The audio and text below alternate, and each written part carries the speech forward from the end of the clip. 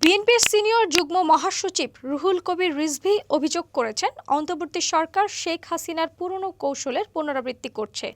রোববার বৌদ্ধ পূর্ণিমা উপলক্ষে জাতীয় প্রেস ক্লাবের সামনে শুভেচ্ছা শোভাযাত্রা শেষে তিনি একথা বলেন।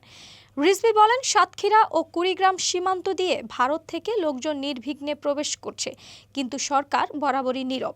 জনগণ নিরপেক্ষ নির্বাচন চায়, কিন্তু সরকারের নিষ্ক্রিয়তার সন্দেহ বাড়াচ্ছে। তিনি শেখ হাসিনার সমালোচনা করে বলেন, তিনি হত্যার মাধ্যমে ক্ষমতা ধরে রাখতেন এবং লোক দেখানো গণতন্ত্রের কথা বলতেন। রিজভী জানান, জনগণ এখন খালেদা জিয়ার প্রতি শ্রদ্ধাশীল, কারণ তিনি গণতন্ত্রের আপোষহীন প্রতীক। তিনি প্রশ্ন তুলে বলেন, সাবেক রাষ্ট্রপতি আব্দুল হামিদ কিভাবে গোপনে দেশ ছাড়লেন, তার পাসপোর্ট এখনো বৈধ কিনা তা নিয়েও সরকারের উচিত জবাব দেওয়া। ভারতের সঙ্গে সম্পর্ক নিয়ে রিজভী বলেন, বাংলাদেশ সাম্প্রদায়িক সম্প্রীতি দৃষ্টান্ত হলেও ভারতের অপপ্রচার ও একতরফা বন্ধুত্ব টেকসই নয়। তিনি সরকারের কাছে স্বচ্ছ নির্বাচন ও জনগণের প্রতি দায়বদ্ধতার আহ্বান জানান। এই সমালোচনা দেশের রাজনৈতিক পরিস্থিতির নতুন বিতর্ক তৈরি করছে।